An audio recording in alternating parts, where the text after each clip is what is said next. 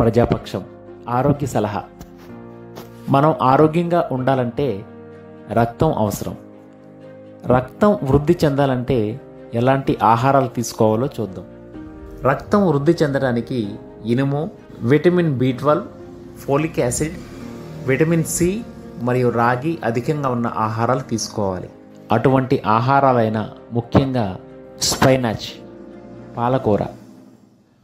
Helps increase haemoglobin levels, contains iron, vitamin A, C and E.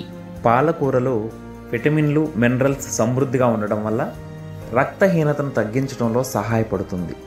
పాలకూరలో iron పుష్కలంగా ఉంటుంది. ఇది రక్తహీనత సమస్యను నివారించడంలో సహాయపడుతుంది. పాలకూర తినడం వల్ల రక్తంలో హెమోగ్లోబిన్ స్థాయిలు పెరిగి రక్తం మెరుగుపడుతుంది. పాలకూరలో విటమిన్ A, C మరియు K వంటివి అధికంగా ఉంటాయి. ఇవి శరీర ఆరోగ్యానికి చాలా అవసరం. పాలకూర రసం లేదా జ్యూస్గా తాగడం వల్ల శరీరానికి అవసరమైన అనేక రకాల పోషకాలు అందుతాయి. మరొక ఆరోగ్య సలహాతో మళ్ళీ కలుద్దాం.